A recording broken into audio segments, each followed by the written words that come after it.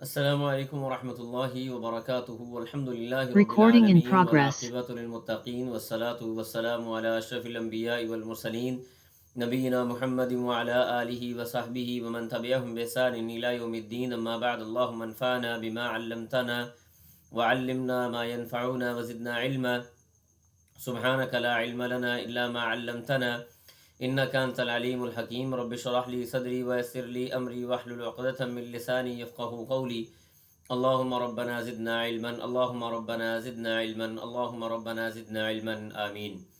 اہلا و سہلا مرحبا، خوش آمدید۔ آج ہماری بی ٹو ای کی 22ویں کلاس ہے، جس کے اندر انشاءاللہ باذن اللہ ہم اپنی سورۃ المومنون کو 18ویں پارے کے اندر مکمل کریں گے، اور اسی طرح سے انشاءاللہ باذن اللہ سورۃ نور کی ابتدائی 17-18 آیات انشاءاللہ باذن اللہ ہم اللہ کی مدد توفیق کے ساتھ مکمل کرنے کی کوشش کریں گے۔ تو آج کا جو ہمارا سبق ہے یہ انشاءاللہ بڑا مفید ہے۔ ویسے تو ہر سبق ہی مفید ہوتا ہے، لیکن آج کے سبق کے اندر ہمیں بعض ایسے احکامات سننے اور سیکھنے کو ملیں گے جو بہت ضروری ہیں، جس کے بارے میں ہمیں جاننا بہت زیادہ ضروری ہے انشاءاللہ باذن اللہ۔ تو سبق کا باقاعدہ آغاز کرتے ہیں۔ اللہ فرماتے ہیں اعوذ باللہ من الشیطان الرجیم، بسم اللہ الرحمن الرحیم، وَلَوْ رَحِمْنَاهُمْ وَكَشَفْنَا مَا بِهِمْ مِنْ ضُرٍّ لَلَجُّوا فِي طُغْيَانِهِمْ يَعْمَهُونَ۔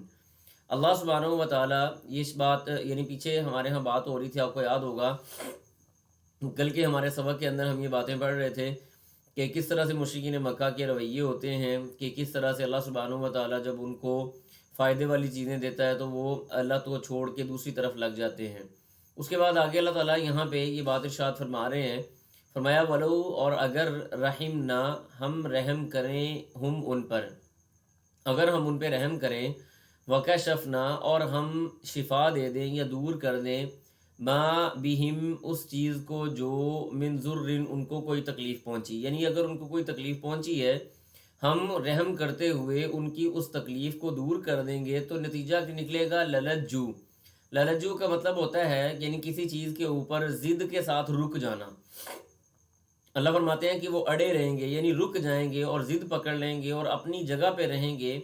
کون سی جگہ کے اندر؟ فی طغیانہم، اپنی سرکشی میں، یعمہون، وہ بھٹکتے پھریں گے، یعنی اپنی سرکشی کے اوپر وہ اڑتے رہیں گے، رکے رہیں گے، ضد کے ساتھ کھڑے رہیں گے، اللہ کی طرف رجوع نہیں کریں گے۔ ہونا تو یہ چاہیے تھا کہ اگر ان کو کوئی تکلیف پہنچی ہے، اللہ تعالیٰ ان سے اس تکلیف کو دور کر دیتا ہے تو انہیں چاہیے تھا وہ اللہ کی طرف رجوع کرتے، لیکن ایسا نہیں ہوتا۔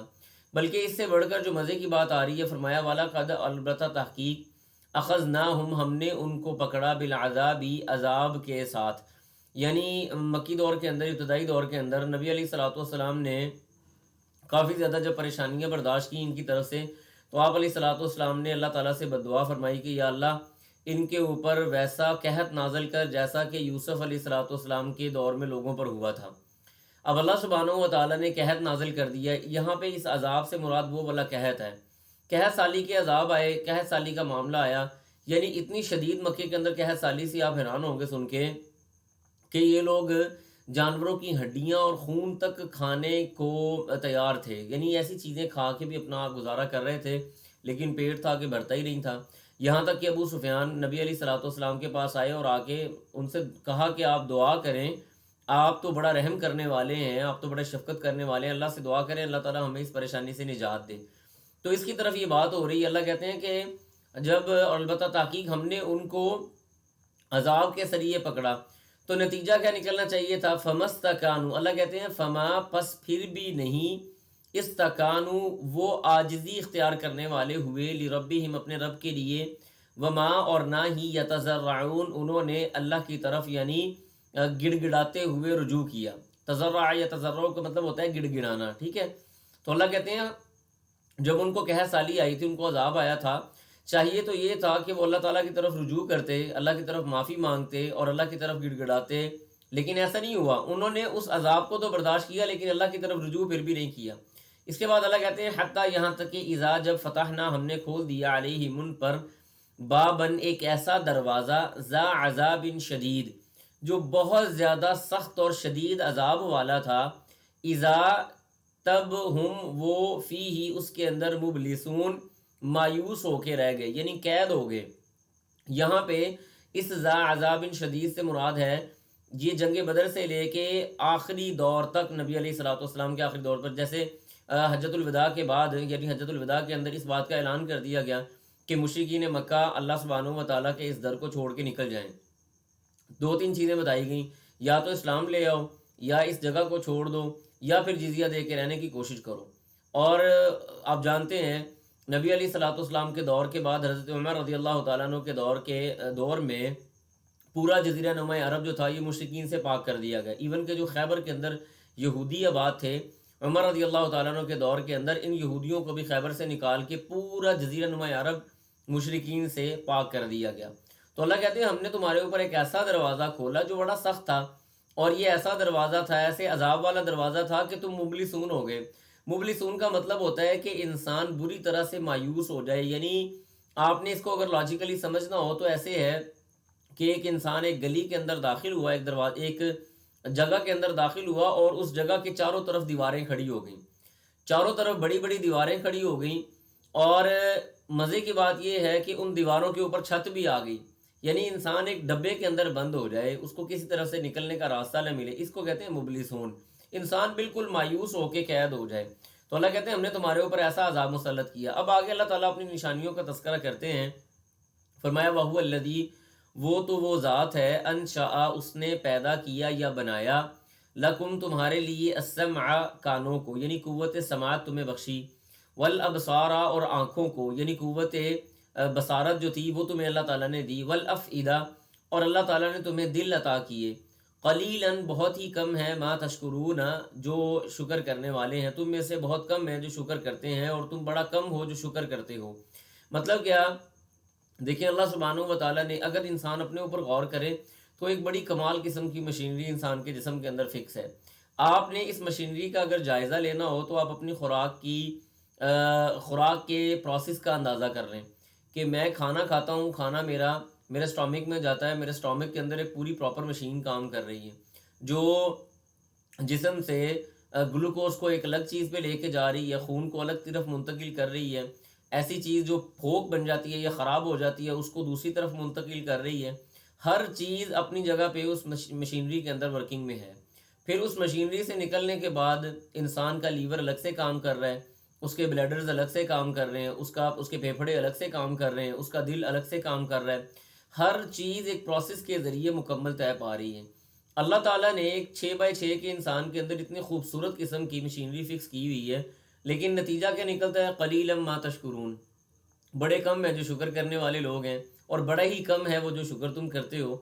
کہ انسان دیکھیں، آپ کا دل خراب ہو جائے تو اس کے اوپر کتنی انویسٹمنٹ چاہیے، آپ کے پھیپھڑے خراب ہو جائیں، جگر خراب ہو جائے، گردے خراب ہو جائیں، یعنی کوئی بھی چیز انسان کی چلی جائے تو انسان کہتا ہے کہ میں دنیا کا سارا مال دے دوں اور یہ والی نعمت لے لوں. غالباً میں نے پہلے بھی آپ کو بتایا تھا کہ میرے ایک دوست ہیں، وہ بتاتے ہیں کہ میں نے اپنے ایک دوست کو خوشبو گفٹ کی تو وہ خوشبو لے کے نہ رونے لگ گیا. میں نے کہا کیا ہوا؟ کہنے لگا کہ کار صاحب میں چھوٹا سا تھا تو جب میرا ایکسیڈنٹ ہوا تو میری ناک سے وہ جو اسمیل کرنے کے گلینڈز ہوتے ہیں نا وہ نکل گئے تھے، آپریشن کے ذریعے نکال دیے گئے، وہ ڈیمیج ہو گئے. اب میری زندگی اتنی بڑی ہو گئی ہے، میں کروڑوں پتی اربوں پتی آدمی ہوں، لیکن میں چیزوں کے ذائقے نہیں لے سکتا. مجھے نہیں پتا یہ میٹھا ہے، مجھے نہیں پتا یہ پھیکا ہے، مجھے نہیں پتا کہ اس کا ذائقہ کیا ہے، نہ مجھے خوشبو آتی ہے نہ مجھے بدبو آتی ہے.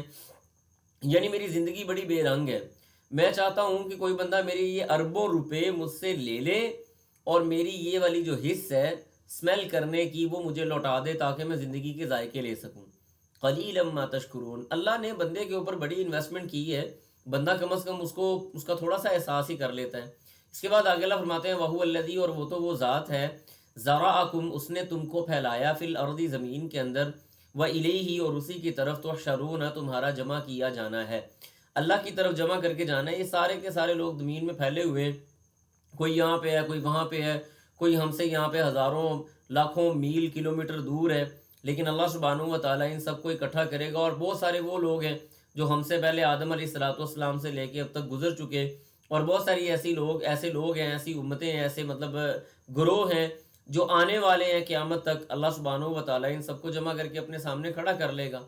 پھر آگے اللہ فرماتے ہیں وَهُوَ الَّذِي، اور وہ تو وہ ذات ہے یحیی، اللہ وہ زندہ کرنے والا ہے، وَیُمِیت، اور وہی مارنے والا ہے، وَلَهُ اور اسی کے لیے ہے اختلاف اللیل والنہار، دن اور رات کا اختلاف، یعنی اللہ سبحانہ و تعالیٰ لوگوں کو مارتا بھی ہے اور زندہ بھی کرتا ہے۔ پھر اللہ نے انسان، یہ جو دنیا ہے نا، اس کا نظام ایسے فکس کیا ہوا ہے کہ 12 گھنٹے کے بعد یا 8 گھنٹے کے بعد یا 13 گھنٹے کے بعد موسم کے مطابق، سردیاں ہیں تو سردیوں کے مطابق، گرمیاں ہیں تو گرمیوں کے مطابق اپنے ٹائم پہ دن آتا ہے اور رات ڈھل جاتی ہے۔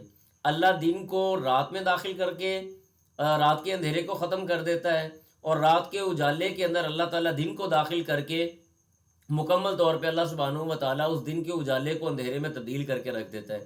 تو یہ اللہ سبحانہ و تعالیٰ کے کام ہے، اللہ کو پہچاننا کون سا مشکل ہے۔ پھر آگے اللہ کہتے ہیں افلا تعقلون، کیا تم عقل نہیں رکھتے، یعنی تمہارا دماغ کام نہیں کرتا۔ بل قالوا، بلکہ قالوا انہوں نے ایسی بات کہی، مثلا جیسی کہی، ما مثلا ویسی، ما قالا جو کہی، الاولون پہلوں نے۔ ان لوگوں نے بھی وہی باتیں کی اللہ کی ساری نشانیاں دیکھنے کے باوجود جو ان سے پہلے لوگ کرتے جا رہے تھے۔ اور وہ بات کیا تھی؟ قالوا انہوں نے کہا، اَإِذَا مِتْنَا، کیا جب ہم مر جائیں گے، وَكُنَّا اور ہم ہو جائیں گے، تُرَابًا مٹی، وَعِظَامًا اور ہڈیاں، یعنی ہم ختم ہو جائیں گے، مٹی میں مل جائیں گے، اِنَّا کیا بے شک تب ہم لَمُبْعَثُونَ البتہ اٹھائے جائیں گے، دوبارہ اللہ سبحانہ و تعالیٰ ہمیں اٹھائے گا۔ پھر آگے خود ہی اپنی بات کو حجت بنانے کے لیے کہتے ہیں لقد البتہ تحقیق وعدنا وعدہ کیا گیا ہے ہم سے، نحن ہم سے، و آباؤنا اور ہمارے آباء و اجداد تھے، یعنی یہ ایسا وعدہ ہے جو ہم سے بھی کیا گیا اور ہمارے آباء و اجداد سے بھی کیا گیا، من قبل اس سے پہلے، ان ھذا نہیں ہے یہ، الا مگر، اساطیر کہانیاں، الاولین پہلے لوگوں کی، پہلے لوگوں کی کہانیاں ہیں۔ جیسے پہلے لوگوں کے بارے میں ہم نے سنا کہ کوئی نبی آیا تھا، اس نے آ کے لوگوں کو کہا کہ اللہ سے ڈر جاؤ، ایک دن آئے گا جب تم مر کے اٹھائے جاؤ گے۔ تو یہ تو وہ وعدہ ہے جو ہمارے پہلے لوگوں سے بھی کیا گیا تھا، ہمارے آباء و اجداد سے بھی کیا گیا تھا، نہ وہ مر کے اٹھائے گے نہ ہم مر کے اٹھائے جائیں گے، الا اساطیر الاولین، یہ تو محض پہلے لوگوں کی قصے کہانیاں ہیں، اس سے بڑھ کر اس کی کوئی حقیقت نہیں ہے۔ اللہ کہتے ہیں قل کہہ دیجئے، لیمن الارض، اب یہ بڑی زبردست لاجیکل باتیں آ رہی ہیں۔ آپ اندازہ کریں کہ جو مشرک ہوتا ہے نا، مشرک، اللہ تعالیٰ نا اس کی سوچنے سمجھنے کی صلاحیت سلب کر لیتا ہے۔ آپ ان آیات کو پڑھتے ہوئے ذرا تصور کیجئے گا کہ مشرکین مکہ کس طرح سے اللہ کی وحدانیت کا اقرار کر رہے ہیں، توحید ربوبیت کا اقرار کر رہے ہیں۔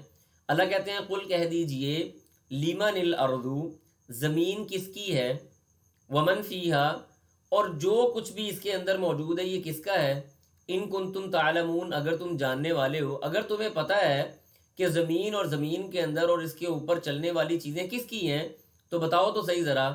تو اللہ کہتے ہیں سیقولون، ان قریب وہ کہیں گے، للہ اللہ کے لیے، اس زمین کا، زمین کے اوپر، زمین کے اندر، زمین کے درمیان، آسمان و زمین کے درمیان جو کچھ بھی ہے سارا کچھ اللہ ہی کے لیے ہے۔ قل تو کہہ دیجئے، افلا تذکرون، تمہیں کیا ہو گیا ہے کہ تم نصیحت حاصل نہیں کرتے۔ اللہ کہتے ہیں قل کہہ دیجئے، من رب السماوات السبع و رب العرش العظیم، من کون ہے، رب السماوات السبع ساتوں آسمانوں کا رب کون ہے، و رب العرش العظیم اور عرش عظیم جو بہت بڑا عرش ہے اللہ کا، اس کا مالک کون ہے، اس کو پیدا کرنے والا کون ہے، اس کا محافظ کون ہے، اس کو چلانے والا کون ہے۔ سیقولون ان قریب وہ کہیں گے، للہ اللہ سبحانہ و تعالیٰ کے لیے ہے۔ قل کہہ دیجئے، افلا تتقون، تو تمہیں کیا ہو گیا ہے کہ تم تقوی اختیار نہیں کرتے، اللہ سے ڈرتے کیوں نہیں ہو۔ قل کہہ دیجئے، اب آپ تھوڑا رب چیک کریں، پیچھے بات آئی تھی زمین اور اس کے حوالے سے، تو اللہ نے کہا تمہیں نصیحت حاصل کیوں نہیں کرتے، یعنی زمین و آسمان پہ غور کر کے تم نصیحت حاصل کرو۔ یہاں پہ اللہ تعالیٰ نے کہا ہے ساتوں آسمان اور عرش عظیم، اس کے اندر ایک ہیبت پائی جاتی ہے، اور ہیبت کا تقاضا یہ ہے کہ جس کی ہیبت پائی جائے اس سے ڈرا جائے، اس سے خوف محسوس کیا جائے۔ لہٰذا اللہ نے کیا کہا، افلا تتقون، تم تقوی اختیار کیوں نہیں کرتے۔ قل کہہ دیجئے، من کون ہے، بیدہ یعنی جس کے ہاتھ میں ہے، ملکوت ملکیت، کل شیء ہر چیز کی، ہر چیز کی ملکیت کس کے ہاتھ میں ہے، بادشاہت اور اختیارات کس کے ہاتھ میں ہے، وَهُوَ يُجِيرُ وہ جائے پناہ ہے، یعنی اللہ سبحانہ و تعالیٰ وہ جائے پناہ ہے، وَلَا يُجَارُ اور نہیں کوئی جائے پناہ، علیہ اس کے خلاف، ان کنتم تعلمون اگر تم جاننے والے ہو۔ یعنی اگر اللہ سبحانہ و تعالی انسان کے پاس لا ملجا ولا منجا من اللہ الا الیہ، اللہ سبحانہ و تعالی ہی وہ آخری اور واحد اور یکتا ہستی ہے جو انسان کو کسی بھی طرح سے پناہ دینے کے اوپر قادر ہے، اور اللہ سبحانہ و تعالی اگر اپنی پناہ سے کسی کو نکال دے تو دنیا کے اندر کوئی ایسی ہستی موجود نہیں ہے، کوئی ایسا آدمی موجود نہیں ہے، کوئی ایسا نبی ولی شہید پیر فقیر کوئی ایسا نہیں ہے جو اللہ کے مقابلے میں کھڑے ہو کے کسی آدمی کو پناہ دے کہ اس کو میں نے محفوظ کر لیا لہذا تم میرے مقابلے میں آ جاؤ۔ اللہ کے مقابلے کے اندر کوئی پناہ گاہ موجود نہیں ہے اگر انسان سوچے۔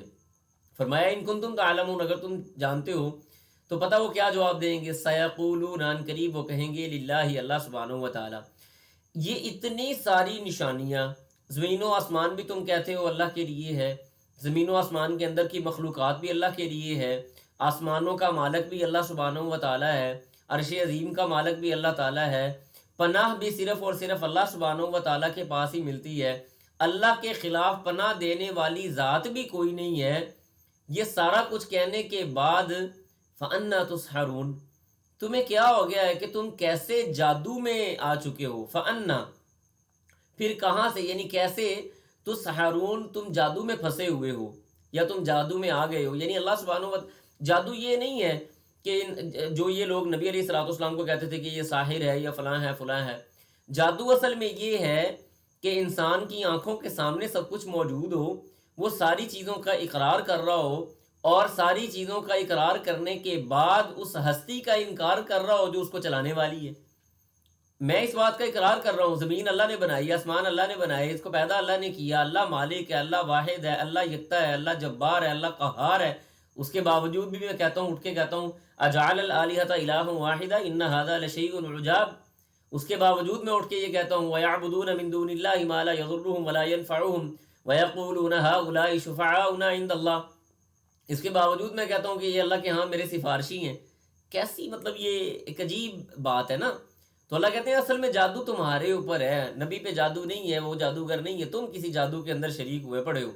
اس کے بعد آگے اللہ فرماتے ہیں بلکہ اتیناہم، ہم تو آئے ان کے پاس، یعنی ہم لے کے آئے ان کے پاس بالحق کی حق کو، ہم یعنی ان کے پاس حق کے ساتھ آئے، وَإِنَّهُمْ، اور بے شک وہ ہیں، لَكَاذِبُونَ، البتہ اس کو جھٹلانے والے، مَتَّخَذَ اللہ، نہیں پکڑا اللہ تعالیٰ نے، من ولدن، کوئی بھی اولاد، اللہ نے کوئی اولاد نہیں لی، یعنی اللہ تعالیٰ نے کسی کو اپنی اولاد نہیں بنایا، جیسے یہ مشرکین مکہ لات منات اور عزا کو اللہ کی بیٹیاں کہا کرتے تھے، اور یہ جو اللہ تعالیٰ ہدایت دے عیسائیوں کو، انہوں نے تو آ کے پوری اللہ تعالیٰ کی نسل ہی بنا دی، مریم کے ساتھ اور عیسیٰ علیہ الصلوۃ والسلام کے ساتھ انہوں نے تو پوری اللہ کی نسل ہی پیدا کر دی آگے، نعوذ باللہ۔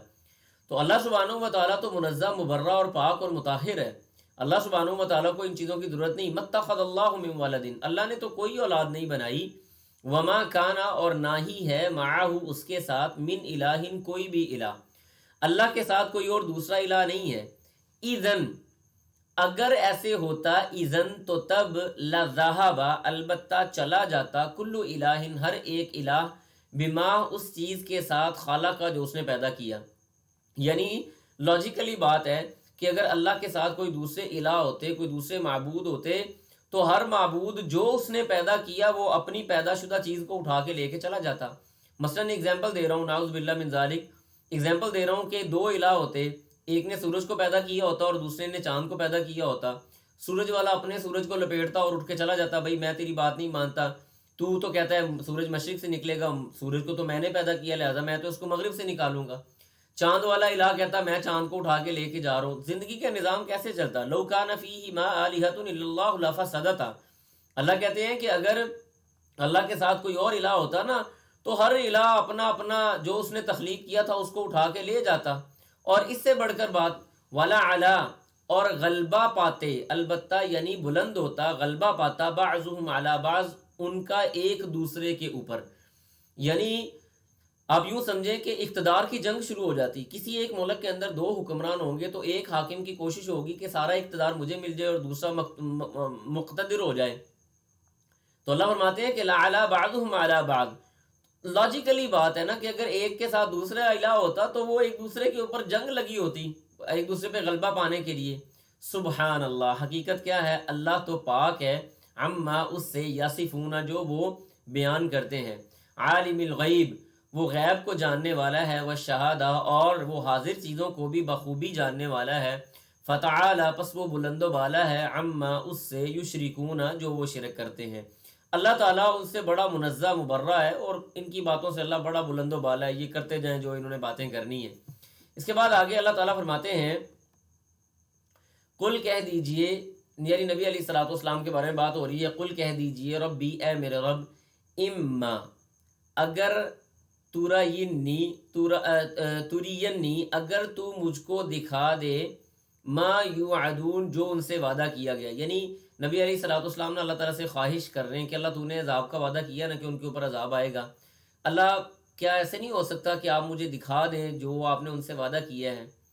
اللہ فرماتے ہیں ربی، یعنی آگے وہ کہہ رہے ہیں ربی اے میرے رب، فلا تجعلنی پس تو نہ مجھ کو بنا، فی القوم الظالمین ظالم قوم میں سے، اللہ جو تو نے ان سے وعدہ کیا ہے نا وہ ذرا میری آنکھوں کے سامنے تو کر دے، یعنی مجھے اتنی زندگی دے، مجھے اتنا وقت دے کہ جس عذاب کا وعدہ اللہ تو نے ان سے کیا ہے میں اپنی آنکھوں سے وہ عذاب دیکھ لوں۔ اور اللہ نے یہ وعدہ سچ کر دکھایا کہ مشرکین مکہ کو کس طرح سے بدر کے اندر شکست ہوئی اور باقی جتنی بھی جنگیں تھیں ان کے اندر شکست ہوئی، اور اس کے بعد اللہ سبحانہ و تعالیٰ نے 10 ہجری کے اندر ان کے بارے میں یہ اعلان کروا دیا کہ ان کو کہو کہ حرم کو چھوڑ کے نکل جائیں۔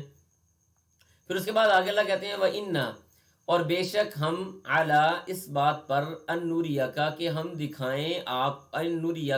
دکھائیں آپ کو ما وہ چیز جو نعیدہم ہم نے ان سے وعدہ کر رکھا ہے، لقادرون البتہ اس کی قدرت رکھتے ہیں، یعنی آپ کی آنکھوں کے سامنے جو ان کو عذاب آئے گا وہ آپ کو آپ کی آنکھوں کے سامنے دکھانے کی ہم قدرت رکھتے ہیں، کوئی مسئلے والی بات نہیں ہے، اور اللہ تعالیٰ نے یہ بات سچ کر کے بھی دکھائی۔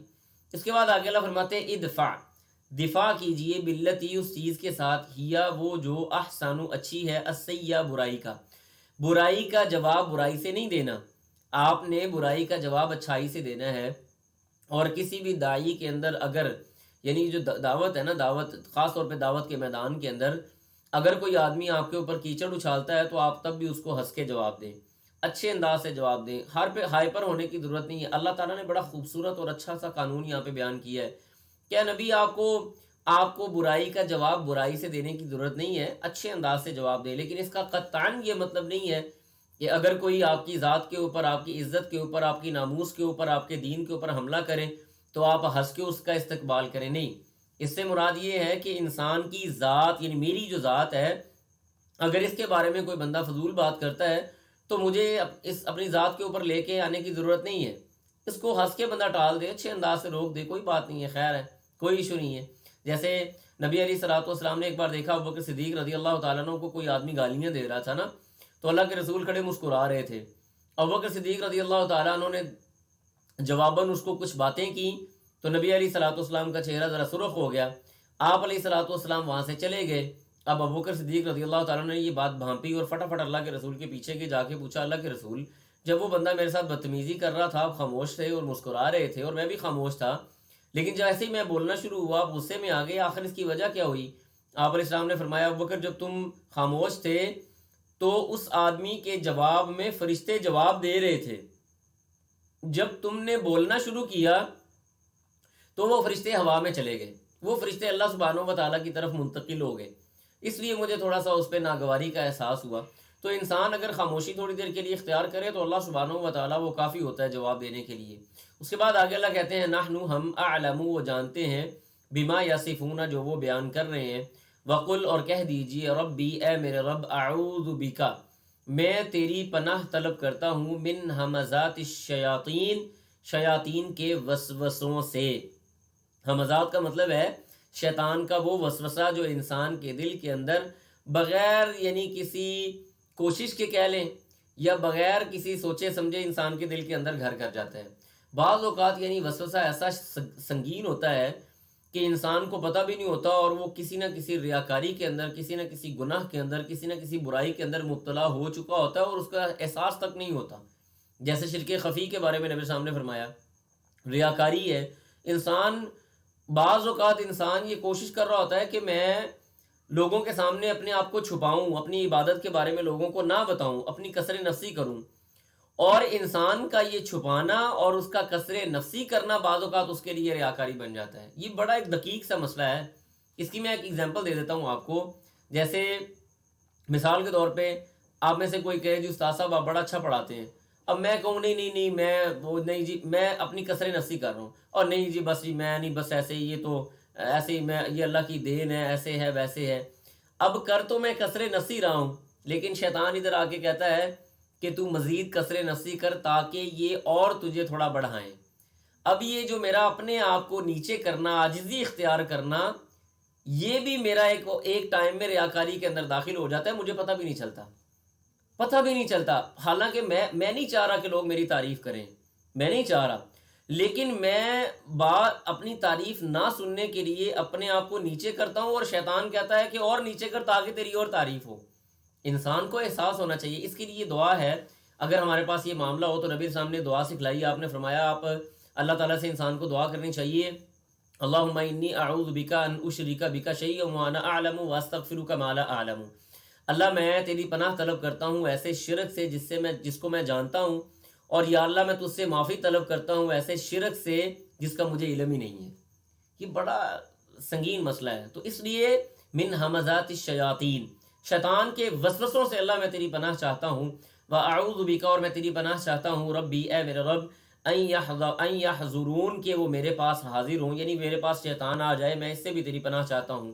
حتیٰ یہاں تک کہ اذا جب آ جائے گی احدہم ان کے پاس الموت موت، تو قالا کہیں گے ربی اے میرے رب ارجعون مجھے واپس لوٹا دے. اب یہاں پہ اللہ تعالیٰ کفار کی بات ذکر کر رہے ہیں کہ کافروں کی جب روح قبض ہونے کا وقت آتا ہے نا، تو اللہ کے سامنے گڑ گڑا کے یہ دعا کرنے لگ جاتے ہیں، یا اللہ ہمیں واپس بھیج دے، اللہ ہمیں واپس بھیج دے، رب ارجعون اللہ ہمیں واپس بھیج دے، لعلی شاید کہ میں اعمل عمل کروں صالحا نیک، فی ما اس میں ترکت جو میں نے چھوڑ دیا.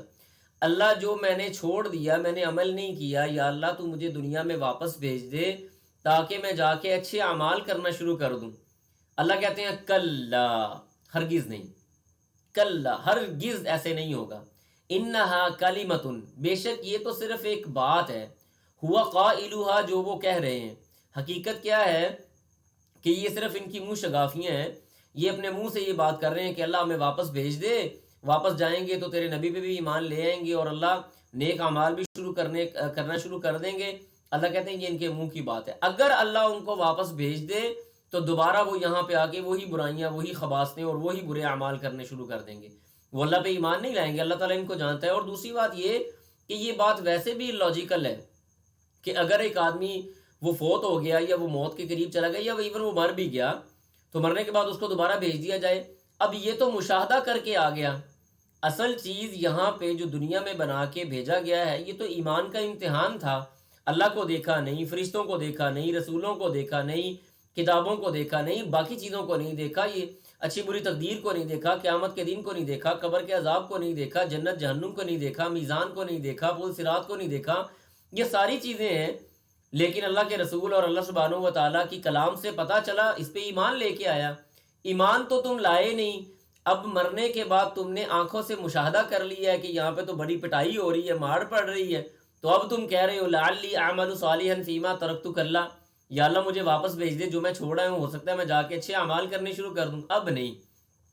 پھر اس کے بعد فرمایا وَمِن وَرَائِهِمْ، اور ان کے پیچھے برزخن ایک آڑ ہے. برزخ کا مطلب ہوتا ہے ایک ایسی دیوار، ایک آڑ آپ کہہ لیں. ٹھیک ہے جی، ایک آڑ ہے. برزخ جیسے قبر کی زندگی کو بھی برزخ کہتے ہیں. اس سے مراد یہ ہے کہ انسان جو فوت ہوتا ہے تو فوت ہونے کی فوراً بعد وہ قیامت کی طرف منتقل نہیں ہوتا، بلکہ قیامت قائم ہونے سے پہلے اور مرنے کے بعد ایک درمیان میں آڑ کیا ہے، وہ برزخ ہے. اس کا نام برزخ رکھا گیا. یعنی برزخ جو ہے نا، اس کو یہ لفظ استعمال ہوتا ہے یعنی پردہ، آڑ یا کوئی رکاوٹ کے معنی میں. تو لہٰذا اللہ فرماتے ہیں کہ یہ عالم برزخ جو مرنے کے بعد انسان قیامت تک معاملات کرے گا. جیسے مثلا فرمایا کہ اگر وہ نیک ہے تو جنت کے اس کے لیے بستر آ جاتے ہیں، جنت کے میوے آ جاتے ہیں اور اس کی طرف جنت کی کھڑکیاں کھل جاتی ہیں. اگر وہ بد ہے تو جہنم کا بستر آ جاتا ہے. العیاذ باللہ، اللہ تعالیٰ ہم سب کو محفوظ رکھے. اس کے اوپر طرح طرح کے جانور مسلط کر دیے جاتے ہیں، اس کو عذاب دینا شروع کر دیا جاتا ہے، جہنم کی کھڑکیاں اس کے لیے کھول دی جاتی ہیں، وغیرہ وغیرہ. اللہ تعالیٰ ہم سب کو محفوظ رکھے. تو یہ اس کے ساتھ معاملات شروع ہو جاتے ہیں. اللہ کہتے ہیں وَمِن وَرَائِهِمْ، اور اس کے پیچھے برزخن ایک آڑ ہے. کب تک؟ الی یومی، ایسے دن تک، یبعثون، جب وہ اٹھائے جائیں گے. ان کے اٹھائے جانے سے پہلے تک ایک برزخ اور ایک آڑ موجود ہے. پھر اس کے بعد اللہ فرماتے ہیں فَإِذَا، پس جب نفخ، پھونکا جائے گا، فی الصور، سور کے اندر، فلا انصاب، کوئی حسب و نسب نہیں ہوگا، کوئی نسب نہیں ہوگا، بینہم، ان کے درمیان، یومئذ، اس دن، ولا یتساءلون، اور نہ ہی وہ ایک دوسرے سے سوال کریں گے. کہ جب قیامت قائم ہو جائے گی نا، حسب و نسب ختم. یوم یفر المرء من اخی و امہ و ابی و صاحبتہ و بنی لکل امرئ منہم یومئذ شأن یغنی وجوہ یومئذ مسفرہ ضاحکۃ مستبشرہ ووجوہ یومئذ علیہا غبرہ ترہقها قطرہ اولئک هم الکفرۃ الفجرہ. اللہ نے بڑے واضح لفظوں میں کہہ دیا سارے چھوڑ دیں گے.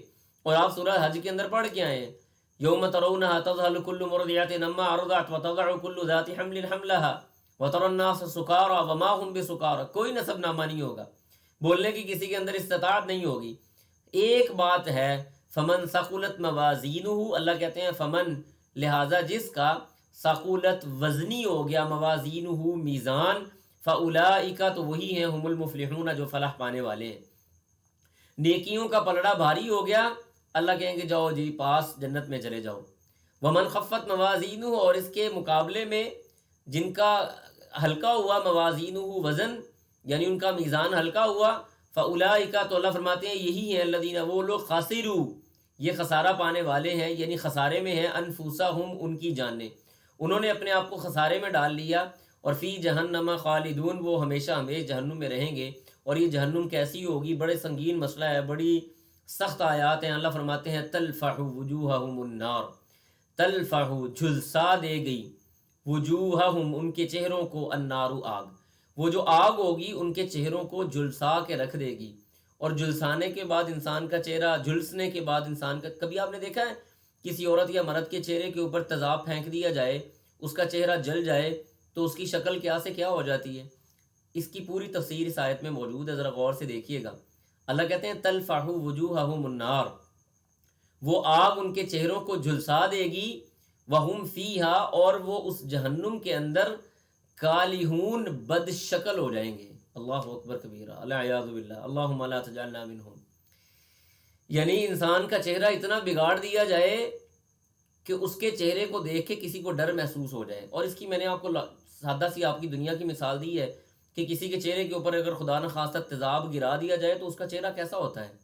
یہاں پہ اللہ نے وہ مثال دی ہے، بد شکل اللہ تعالیٰ ان کو کر دے گا، ان کے چہرے کے اوپر اس قسم کی آگ آئے گی کہ ان کے چہرے بگاڑ کے رکھ دے گی. پھر اس کے بعد آگے اللہ تعالیٰ کہتے ہیں یہ ایک طرح سے ان کو ڈرانا ہے.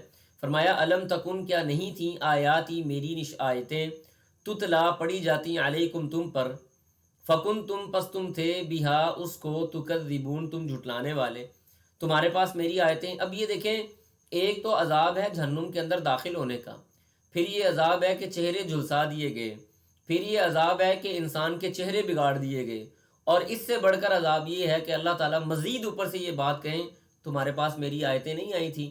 یعنی انسان کو اس کا ماضی یاد آئے اور وہ مزید عذاب میں مبتلا ہو جائے کہ یا اللہ تو مجھے معاف، یعنی مزید عذاب میں مبتلا ہو جائے کہ کاش میں اچھے اعمال کر لیتا تو آج میرا یہ حال نہ ہوتا.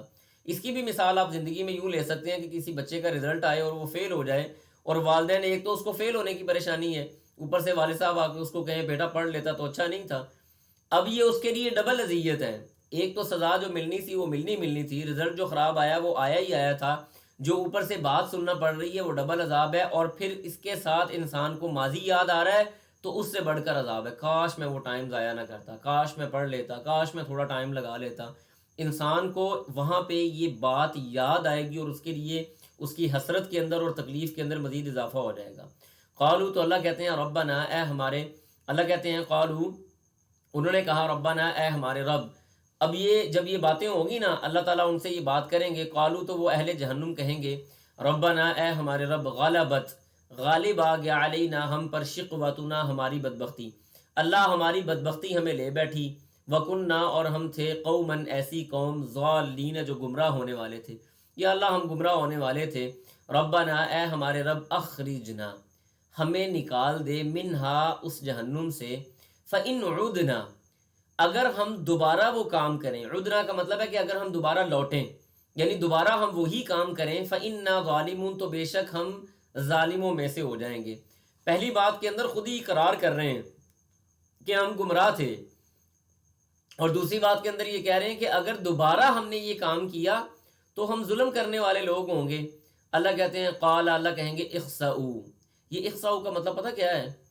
اخسؤ عربی زبان کے اندر کتے یا خنزیر کو دھتکارنے کے لیے استعمال ہوتا ہے، یعنی یا کسی کو ایسے یعنی جانور کو دھتکارنے کے لیے استعمال ہوتا ہے.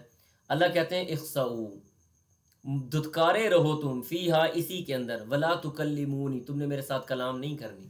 اللہ اکبر کبیرہ، استغفر اللہ ربی من کل ذنب. کیسی سنگین یہ آیت ہے، آپ تھوڑا سا اندازہ کریں، یعنی شدت والی آیت ہے یہ. اخساؤ یعنی اللہ کہتے ہیں قال اخساؤ، ان سے کہا جائے گا دھتکارے پھٹکارے پڑے رہو، دھتکارے پڑے رہو خبیثو، فیہا اسی جہنم کے اندر، ولا تکلمون مجھ سے بات کرنے کی ضرورت نہیں ہے.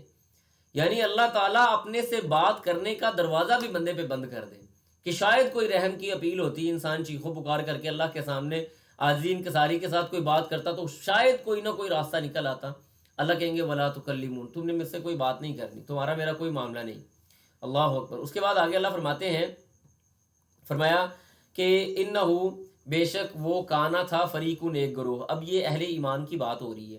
فرمایا کہ ایک وہ ایسا گروہ تھا من عبادی میرے بندوں میں سے، یقولون وہ کہتا تھا ربنا اے ہمارے رب، آمنا ہم ایمان لائے، اللہ ہم ایمان لائے، فاغفر لنا یا اللہ تو ہمیں معاف کر دے، ورحمنا اللہ تو ہم پہ رحم فرما دے، وانت خیر الراحمین یا اللہ تو بڑا رحم کرنے والا، سب سے زیادہ رحم کرنے والوں میں سے تو ہی تو رحم کرنے والا ہے. اللہ کہتے ہیں میرے بندے جب یہ مجھ سے دعائیں کرتے تھے نا، فاتخذتموہم سخریہ، فاتخذتموہم تم نے ان کو سخریہ مذاق بنایا ہوا تھا، تم ان کا مذاق اڑاتے تھے، حتیٰ یہاں تک کہ انسوکم تمہارے اس مذاق نے تم کو بھلا دیا، ذکری میری یاد، تمہارے اس مذاق نے تمہیں میری یاد تک بھلا دی. وکنتم اور تم تھے منہم ان سے تضحکون تم ان کے اوپر ہنسا کرتے تھے، کہکہے لگایا کرتے تھے. جیسے سورہ مطففین میں اللہ نے فرمایا نا وَإِذَا مَرُّوا بِهِمْ يَتَغَامَزُونَ وَإِذَا انقلبوا إِلَىٰ أَهْلِهِمْ انقلبوا فَكِهِينَ کہ یہ مسلمان جب ان کے سامنے سے گزرتے ہیں نا تو اپنی آنکھوں سے یوں کر کے اشارے کرتے ہیں اور آپس میں کہکہے لگا کے ہنستے ہیں. وہ دیکھو یہ محمد کی پیروی کرنے والے جا رہے ہیں، ان کی حالت دیکھو یہ کیسے لوگ ہیں. اللہ کہتے ہیں کہ میرے ان بندوں کو تم نے مذاق بنا کے رکھا ہوا تھا، اور تمہارے اس مذاق نے میری یاد بھی تم سے دور کر دی تھی اور بلا دی تھی. انی جزیتہم اليوم بما صبروا. اب اہل ایمان کی بات ہو رہی ہے. فرمایا انی بے شک میں جزیتہم جزا دوں گا ان کو، الیوم آج میں ان کو جزا دوں گا، بما صبروا جو انہوں نے صبر کیا، انہم کہ وہ ہم الفائزون اصل میں وہی کامیاب ہونے والے ہیں. ٹھیک ہے جی. وہ کہتے ہیں نا کیسے حقیر سمجھ کے ہم نے جن کو بجھا دیا وہی چراغ جلیں گے تو روشنی ہوگی. یہ شعر میرے استاد صاحب نے میرے بارے میں کبھی کسی وقت کہا تھا. بڑا واقعہ ہے، میری آنکھوں کے سامنے وہ واقعہ موجود ہے. تو یہاں پہ جن کو سمجھا جاتا ہے نا کچھ بھی نہیں ہے، اللہ سبحانہ و تعالیٰ کے ہاں ان کے ترانے گائے جاتے ہیں. اور یہاں پہ جن کو سمجھا جاتا ہے نا یہ بہت بڑی بلائیں ہیں، آسمانوں پہ ان کو کوئی جانتا بھی نہیں ہے. اللہ کہتے ہیں قالا، تو یہاں پہ اللہ تعالیٰ ان سے پوچھیں گے، یعنی پوچھیں گے قالا کہیں گے کم لبثتم تم کتنی دیر ٹھہرے ہو، فی الارض اس زمین کے اندر، عدد سنین ذرا سالوں کی گنتی تو بتاؤ، سال گنتی کر کے بتاؤ کہ تم دنیا میں اس زمین کے اندر کتنی دیر ٹھہرے ہو. یہ بڑی کمال کی آیتیں ہیں جھنجھوڑنے کے لیے، بندے کو سمجھنے کے لیے کہ اصل میں کدھر جا رہے ہیں. قالو تو وہ کہیں گے لبثنا اللہ ہم ٹھہرے، یومن ایک دن، او بعد یومن یا دن کا کچھ حصہ، یا اللہ دن ٹھہرے ہیں یا دن کا کچھ حصہ ٹھہرے ہیں. فاسأل العادین اللہ کہیں گے سوال کرو العادین شمار کرنے والوں سے، جو تمہارے یہاں بڑا ریاضی دان اور شماریات کو جاننے والا بندہ ہے نا، اسٹیٹکس کا بڑا خیال کرنے والا. فاسأل العادین سوال کرنے والے، شمار کرنے والے سے سوال تو کرو کتنی دیر تم ٹھہر کے آئے ہو. قالا تو اللہ کہیں گے ان لبثتم الا قلیلا، ان لبثتم نہیں تم ٹھہرے، الا مگر قلیلا بڑا ہی تھوڑی مدت، لو انکم شاید کہ تم کنتم تھے تم تعلمون جاننے والے، کاش کہ تم اس بات کو جان لیتے کہ تمہاری دنیا کی زندگی تو بڑی تھوڑی سی زندگی ہے. اب یہ دیکھیں یہ مکالمہ ہے لوگوں کے درمیان اور اللہ سبحانہ و تعالیٰ کے. اللہ پوچھ کتنی دیر ٹھہر کے، اللہ دن رہ کے ہیں یا دن کا ایک حصہ رہ کے ہیں. اللہ کہتے ہیں تم بڑی تھوڑی دیر رہ کے آئے ہو، اگر تمہیں یہ بات پتہ چل گئی ہے کہ تم تھوڑی دیر رہ کے آئے ہو تو کاش یہ تمہیں بات دنیا میں پتہ چل جاتی کہ تم تو تھوڑی دیر کے لیے آئے ہو۔ نبی علیہ الصلوۃ والسلام کی حدیث آپ نے فرمایا کن فی الدنیا کأنک غریب، تم دنیا کے اندر ایسے وقت گزارو جیسے تم پردیسی ہو، او عابری سبیل، یا ایسے زندگی گزارو جیسے تم مسافر ہو، کہ تم ایک شہر سے دوسرے شہر جا رہے تھے، درمیان میں ایک اسٹیشن آیا، وہاں پہ تم رکے اترے، تھوڑا سا کھایا پیا، تھوڑا سا سستا لیا، اس کے بعد دوبارہ سفر شروع کر دیا۔ دنیا کے اندر یعنی راستے میں رکنے جتنا انسان کو خیال رکھنا چاہیے، بس اتنی زندگی حقیقت ہے دنیا کی۔ اللہ کہتے ہیں لو انکم کنتم، کاش کہ تم اس بات کو جان لیتے، یہ تو بڑا تھوڑا سا وقت تھا۔ اس کے بعد اللہ کہتے ہیں یہ بڑی کمال کی آیت ہے، فرمایا افا حسبتم، کیا تم نے یہ گمان کر لیا ہے، انما یہ کہ خلقناکم، ہم نے تم کو پیدا کیا عبثاً بیکار، ہم نے کیا تمہیں بیکار پیدا کیا ہے، وانکم، اور یہ کہ تم الینا، ہماری طرف، لا ترجعون، نہیں لٹائے جاؤ گے۔ کیسی مطلب کیسے تم نے یہ سمجھ لیا، تمہیں کیسے یہ خیال آیا کہ ہم نے تمہیں بیکار پیدا کیا ہے؟ دنیا کے اندر کوئی چیز بیکار پیدا نہیں کی جاتی، اتنی بڑی ڈیوائس، یعنی اگر ہم مخلوقات کا جائزہ لیں تو دنیا کی سب سے خوبصورت اور ایکسٹرا آرڈنری کریشن جو ہے نا انسان ہے، اللہ سبحانہ و تعالیٰ کی سب سے خوبصورت کریشن ہے انسان۔ فرمایا تم کیا سمجھتے ہو کہ تمہیں اتنا پیارا بنایا ہم نے، مٹیاں منگوائی مختلف قسم کی، ان کو پکڑایا بنایا، سارا کچھ کیا، یہ معاملات کیے، اس کو پکا لیا، پھر اس میں سے زبدہ نکال دیا، پھر اس کا پتلا بنایا، اس کے اندر اپنی روح پھونکی، تمہارے لیے بڑے احکامات نازل کی، تم کیا سمجھتے ہو عبثاً، بیکار، بے فضول تمہیں پیدا کیا ہے۔ فتعال اللہ، بلند و بالا ہے اللہ تعالیٰ، الملک الحق، وہی حقیقی بادشاہ ہے، لا الہ الا ہوا، کوئی الہ نہیں ہے سوائے اس اللہ کے، رب العرش الکریم، جو عزت والے عرش کا رب اور اس کا مالک ہے، ومن یدعو، اور جو کوئی پکارتا ہے، مع اللہ، اللہ کے ساتھ، الہا آخر، کسی دوسرے الہ کو، لا برہان لہ بھی، لا برہان، کوئی دلیل نہیں ہے اس کے لیے بھی اس بات کی، اللہ کے ساتھ کسی اور کو پکارنے کی کوئی دلیل بھی تو لاؤ نا، کہ اللہ نے اس کے لیے کوئی سند نازل کی ہے، کوئی اس کے لیے گارنٹی نازل کی ہے، کوئی اللہ نے ایگریمنٹ نازل کیا ہے، کچھ نہ کچھ تو بات لے کے آؤ کہ اللہ تعالیٰ کے ساتھ کسی اور کو پکارنے کی آخر وجہ کیا ہے؟ کیا وہ تمہاری دعائیں نہیں سنتا؟ اس نے تو بڑے واضح لفظوں میں کہا ہوا ہے ادعونی استجب لکم، مجھے بلاؤ میں تمہاری ہر بات کا جواب دیتا ہوں۔ ایون آپ اندازہ کریں، رات کی نماز بڑی بابرکت والی ہے، سردیوں کا موسم ہے، سردیوں کا موسم یہ مومن کے لیے نیکیوں کا موسم بہار ہے، رات کو آپ آرام سے قیام کر سکتے ہیں، دن کا روزہ رکھ سکتے ہیں، رات کے آخری پہر کے اندر کبھی اٹھ کے اللہ تعالیٰ سے دعا تو کریں۔ آپ علیہ السلام نے فرمایا اللہ تعالیٰ نا رات کے آخری پہر میں اس آسمان دنیا پہ آ جاتی ہیں، جو سامنے ہمیں آسمان نظر آتا ہے، اللہ یہاں پہ نزول کرتے ہیں، اور اللہ تعالیٰ صدائیں لگاتا ہے، اللہ صدائیں لگاتا ہے، میری بات پہ غور کیجئے گا ذرا، اللہ صدائیں لگاتے ہیں، کون ہے جو مجھ سے رزق مانگے میں اس کا رزق دوں اس کو، کون ہے جو مجھ سے توبہ مانگے میں اس کو توبہ دوں، میں اس کو معاف کر دوں، کون ہے؟ یعنی انسان اپنی کوئی حاجت اللہ کے سامنے اس وقت میں رکھے اور اللہ قبول نہ کرے، یہ کیسے ہو سکتا ہے؟ اللہ سبحانہ و تعالیٰ اس کو دے گا، جو بھی ہو، جس طرح سے بھی ہو، اگر نہیں دے گا تو آخرت کے لیے ذخیرہ کر لیا جائے گا، رائے گا تو اس کی دعا جائے گی نہیں۔ کیسے مطلب بندہ اللہ تعالیٰ کے ساتھ کسی اور کو شریک کر لیتا ہے؟ وَلَقَدْ خَلَقْنَا الْإِنسَانَ وَنَعْلَمُ مَا تُوَسْوِسُ بِهِ نَفْسُهُ وَنَحْنُ أَقْرَبُ إِلَيْهِ مِنْ حَبْلِ الْوَرِيدِ، ہم نے تمہیں پیدا کیا ہے، ہم تو تمہاری شارت سے بھی زیادہ قریب ہیں، إِنَّهُ عَلِيمٌ بِذَاتِ الصُّدُورِ ہے، سینے میں تمہارے ابھی بات چل رہی ہوتی ہے، گرم ہو رہی ہوتی ہے، اٹھ رہی ہوتی ہے، اور ہمیں پتہ ہوتا ہے آسمانوں کے اوپر کہ میرے بندے کے دماغ کے اندر اور دل کے اندر کیا باتیں چل رہی ہیں، ہمیں چھوڑ کے کسی اور کے در پہ کیسے جا رہے ہو بھائی؟ کیسی بات ہے، یہ سمجھ سے باہر ہے۔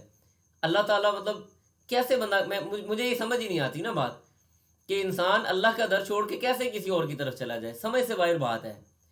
پھر آگے اللہ کہتے ہیں لا برہان فإنما حسابه عند ربی، اللہ فرماتے ہیں فإنما، پس بے شک، حسابہ، اس کا حساب، عند ربی، اس کے رب کے پاس ہے، اللہ کے پاس اس کا حساب موجود ہے۔ انہ لا یفلح الکافرون، بے شک نہیں فلاح پانے والے، الکافرون، وہ لوگ جو اللہ کا انکار کرنے والے ہیں۔ اور مومن کیا ہوتا ہے؟ یہ مومن کا وظیفہ سمجھ لیں، یا مومن کی عادت سمجھ لیں، یا مومن کی محبت سمجھ لیں۔ مومن کی محبت بھی اللہ کے ساتھ نا بڑی گہری ہوتی ہے. کیسے؟ اللہ فرماتے ہیں کہ وَمِنَ النَّاسِ مَن يَتَّخِذُ مِن دُونِ اللَّهِ أَندَادًا يُحِبُّونَهُمْ كَحُبِّ اللَّهِ وَالَّذِينَ آمَنُوا أَشَدُّ حُبًّا لِلَّهِ. مومن کی محبت اللہ سے دنیا کی ہر چیز سے بڑھ کر محبت سے ہوتی ہے، اور مومن اسی محبت کے اندر اللہ کے سامنے یہ دعا کرتا ہے وَقُلْ کہہ دیجئے رب اغفر وارحم، اللہ میں تجھ سے بڑی محبت کرتا ہوں، تو مجھے معاف کر دے. اللہ میں تجھ سے بڑا پیار کرتا ہوں، یا اللہ مجھ پہ رحم کر دے. وَأَنْتَ خَيْرُ الرَّاحِمِينَ، اللہ تو سب رحم کرنے والوں میں سے بہترین رحم کرنے والا ہے. کبھی اندر سے بندہ اللہ تعالیٰ کو پکارے، اس سے بات کرے، اس کو اپنا راز، میں آپ کو بتاؤں یہ میرا ایک اپنا تجربہ بھی ہے. دنیا کے اندر آپ کسی کو بھی اپنا راز بتائیں، کسی بھی انسان کو اپنا راز بتائیں، وہ آپ کا راز کبھی نہ کبھی فاش کر دے گا یا ہو جائے گا. اللہ تعالیٰ وہ واحد ہستی اور واحد ذات ہے جو انسان کے سارے راز اپنے پاس محفوظ کر لیتا ہے، اس کو دنیا کے سامنے عیاں نہیں کرتا. لہٰذا یاری اللہ سے ہونی چاہیے، باتیں اللہ سے ہونی چاہیے، راز و نیاز اللہ سے ہونا چاہیے. جب بندہ اس پیک پہ پہنچ جاتا ہے نا، اللہ سبحانہ و تعالیٰ اس کے لیے سارے معاملات آسان کر دیتا ہے اور اس کو مطمئن کر دیتا ہے. انسان اللہ کی طرف سے آنے والے ہر معاملے پہ راضی ہو جاتا ہے.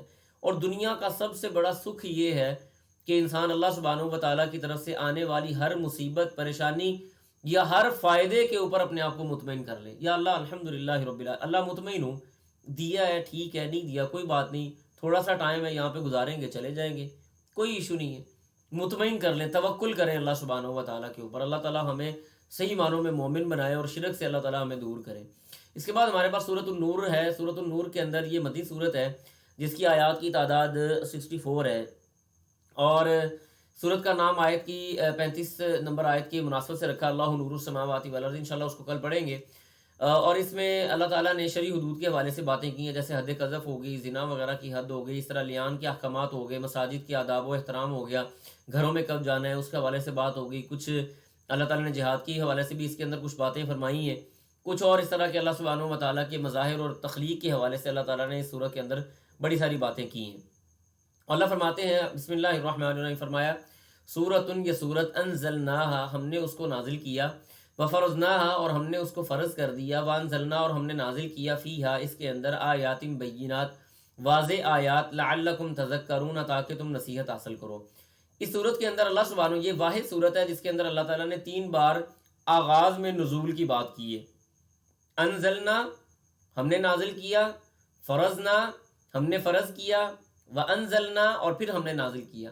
یہ اس بات کی دلیل ہے کہ اس سورہ مبارکہ کے اندر بڑی اہم باتیں ہونے جا رہی ہیں. پردے کے حوالے سے بھی احکامات آئیں گے انشاءاللہ باذن اللہ، بڑی یعنی امپورٹنٹ باتیں ہو رہی ہیں. اس کے بعد آگے اللہ فرماتے ہیں الزانیۃ والزانی فجلدوا کل واحد منہما 100 جلدہ. الزانیۃ، زنا کرنے والی عورت، والزانی، اور زنا کرنے والا مرد، فجلدوا، پس ان کو کوڑے لگاؤ، کل واحد، ہر ایک کو، منہما، ان دونوں میں سے، 100 جلدہ، 100 کوڑے. 100 کوڑے ان کی سزا مقرر ہوئی.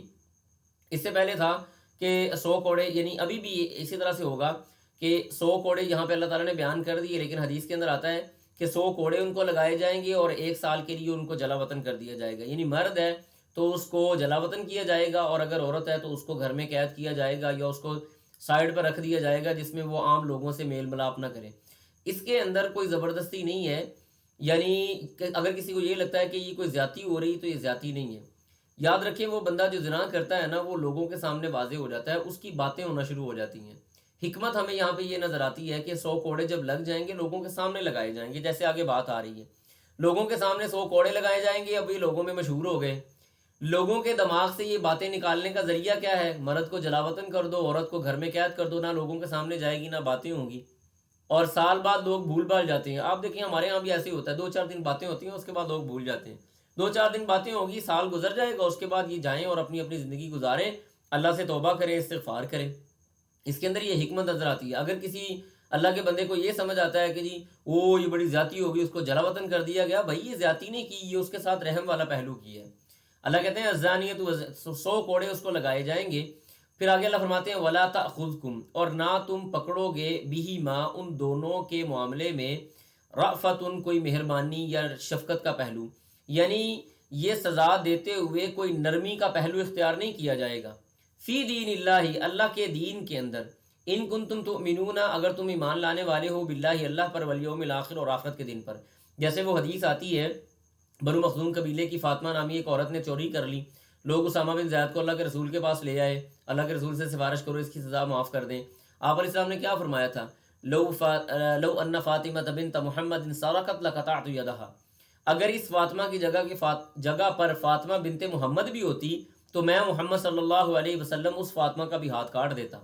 لہٰذا اللہ کی حدوں کو لگاتے ہوئے نرمی کا پہلو نہیں آئے گا، باقاعدہ زور زبردستی کے ساتھ یہ کام کیا جائے گا. اس کے بعد آگے اللہ فرماتے ہیں وَلْيَشْهَدْ، اور چاہیے کہ حاضر ہوں، عَذَابَهُمَا، ان دونوں کی سزا کے وقت، طَائِفَةٌ، ایک گروہ، من المؤمنین، ایمان والوں میں سے.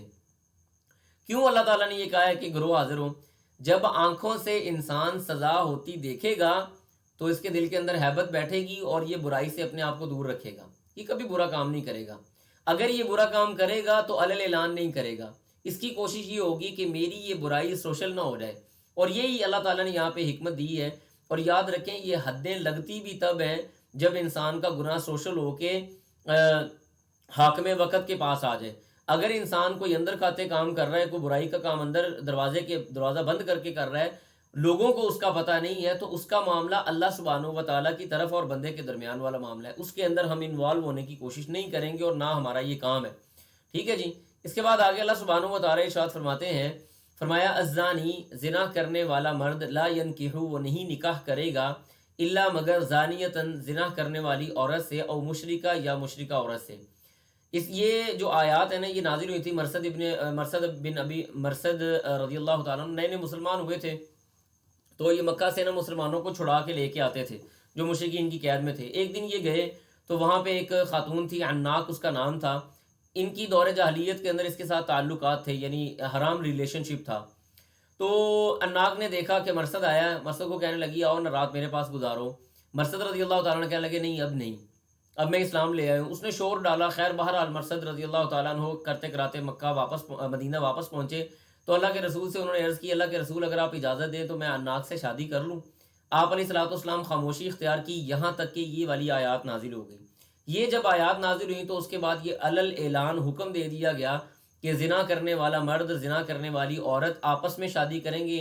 ان کی شادی آپس میں ایک دوسرے کے ساتھ نہیں ہو سکتی، الا کہ کوئی بندہ اگر توبہ استغفار کر لیتا ہے اور اللہ تعالیٰ اس کی پردہ پوشی بھی کر دیتا ہے اور معاملات چل جاتے ہیں تو وہ سچی توبہ کرنے والا آدمی، اس کے ساتھ شادی ہو سکتی ہے، کوئی مسئلے والی بات نہیں. فرمایا اللہ تعالیٰ نے والزانیات، وہ اور زنا کرنے والی عورت، لا ینکحوہا، نہیں وہ نکاح کرے گی، الا مگر، زانن، زنا کرنے والے مرد سے، او مشرکن، یا مشرک سے، وحرم، اور حرام کر دیا گیا، ذالک، یہ چیز، علی المؤمنین، ایمان والوں پر. یعنی وہ مرثد بن ابی مرثد رضی اللہ تعالیٰ عنہ والی بات آ گئی.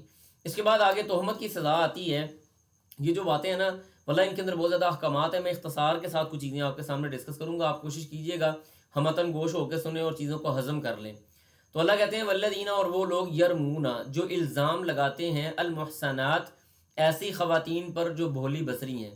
میم، ہا، صاد اور نون جب محسن بولا جاتا ہے یا محسنہ بولا جاتا ہے تو اس سے مراد ہوتا ہے شادی شدہ عام آدمی. لیکن یہاں پہ ہے شادی شدہ ہو، غیر شادی شدہ ہو، کوئی بھی کسی بھی طرح کی خاتون جو بھولی بسری خاتون ہے، تو اللہ تعالیٰ فرماتے ہیں کہ اس کے اوپر والذین یرمون المحصنات، یہ وہ لوگ جو بھولی بسری اور عام خواتین کے اوپر الزام لگاتے ہیں، تہمت لگاتے ہیں، ثم پھر لم یاتو، وہ نہیں لے کے آئے، باربعۃ شہداء، 4 گواہ، فجلدوہم، پس ان کو کوڑے لگاؤ، 80 جلدہ، 80 کوڑے، ولا تقبلوا، اور نہ تم قبول کرو، لہم، ان کے لیے، شہادتاً، گواہی کو، ابداً، کبھی بھی. یعنی 2 سزائیں یہاں پہ اللہ سبحانہ و تعالیٰ نے ذکر کی. پہلی بات یاد رکھیں 4 گواہوں کی کیا حکمت ہے.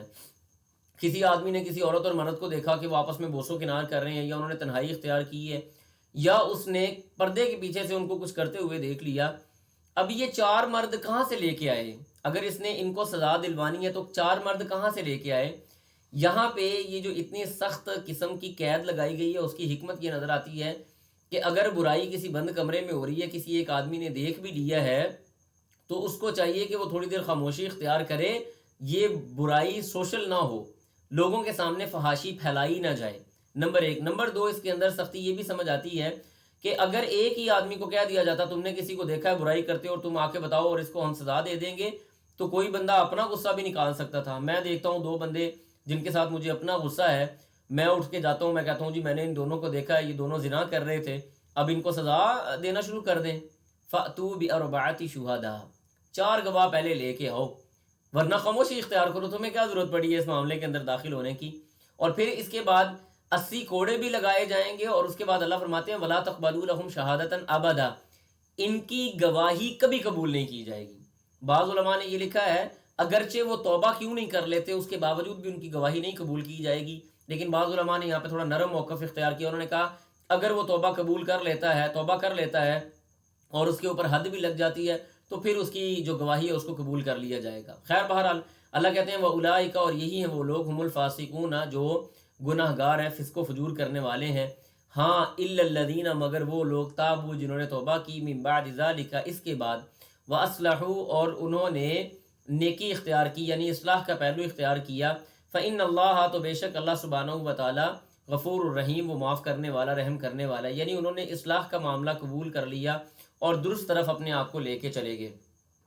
والذین، اور وہ لوگ، یرمون، جو تہمت لگاتے ہیں۔ اب دیکھیں پہلے بات ہو رہی ہے عام لوگوں کی، میں نے کسی بھی عورت کے اوپر یا کسی بھی چیز کے اوپر میں نے الزام لگایا، پہلے بات ہو رہی ہے عام۔ اب یہاں پہ بات ہو رہی ہے اپنی ذاتی بیوی کے حوالے سے، یہ لعان کے احکامات ہیں۔ لعان کا مطلب ہوتا ہے لعنت کرنا۔ اللہ فرماتے ہیں والذین، وہ لوگ، یرمون، جو الزام لگاتے ہیں، ازواجہم، اپنی بیویوں پر، ولم یکن، اور نہیں ہے، لہم، ان کے لیے، شہداء، کوئی گواہ، الا، مگر، انفسہم، ان کی اپنی ہی ذات ہے، ان کی اپنی ذات ہی گواہ ہے۔ یہ آیات نازل ہوئی تھی حلال ابن امیہ رضی اللہ تعالیٰ عنہ کے بارے میں۔ وہ گھر میں آئے تو انہوں نے آ کے دیکھا شریک بن سہما کے ساتھ ان کی بیوی ایک غیر حالت میں تھی۔ یہ اللہ کے رسول کے پاس آئے، انہوں نے آ کے اللہ کے رسول کو کہا کہ اللہ کے رسول، میں نے اپنی بیوی کو شریک کے ساتھ دیکھا ہے۔ آپ علیہ الصلوۃ والسلام نے فرمایا کہ 4 گواہ لے کے آؤ وگرنہ 80 کوڑے پڑیں گے۔ انہوں نے کہا اللہ کے رسول 4 گواہ، میں اپنی بیوی کو اب دیکھا ہے تو میں پہلے 4 بندے تلاش کروں کہ آؤ جی آ کے دیکھو، میں 4 بندے کہاں سے لے کے آؤں؟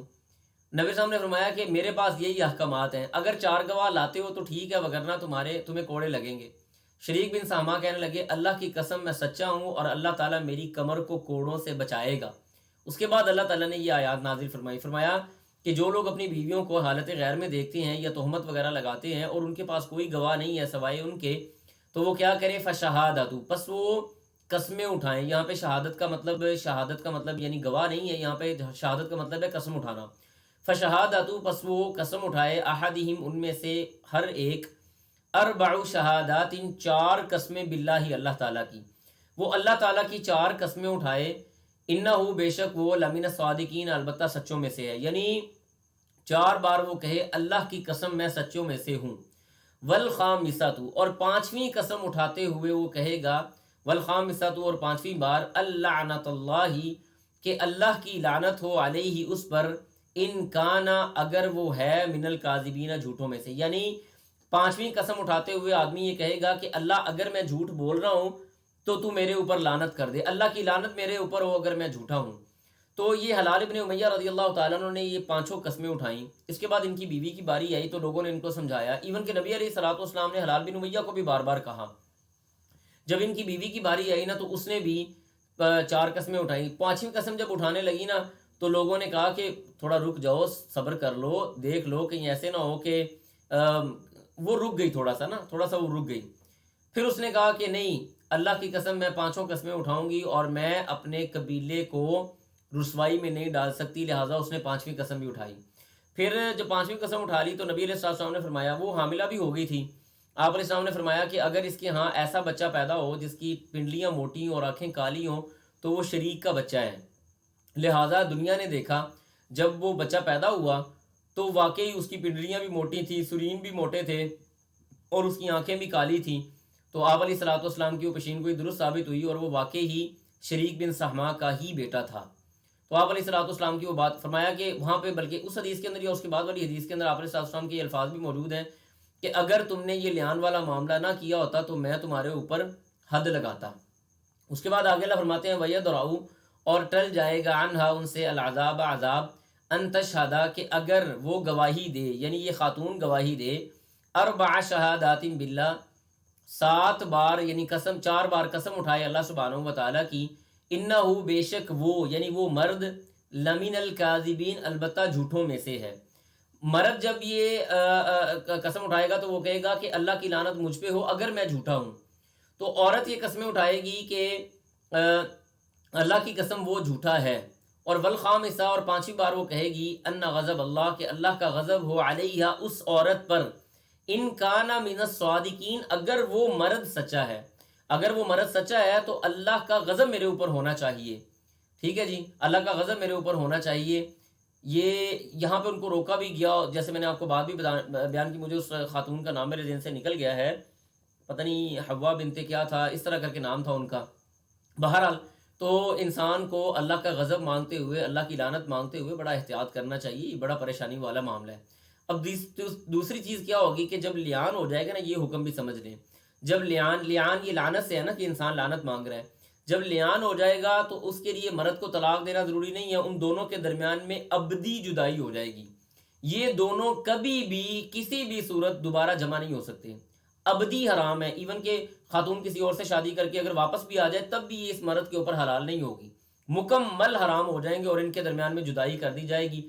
اس کے اندر نہ حق مہر واپس ہوگا، نہ مرد عورت سے کچھ مطالبہ کرے گا، عورت اگر پیٹ سے ہے تو مرد اس کا نان و نفقہ برداشت نہیں کرے گا، وہ جو اگر عدت میں ایک آدھا حیض رہے گی تو وہ بھی مرد اس کا نان و نفقہ برداشت نہیں کرے گا، بس یعنی ٹائم پورا کر کے ان کو سائڈ پہ کرنا ہے۔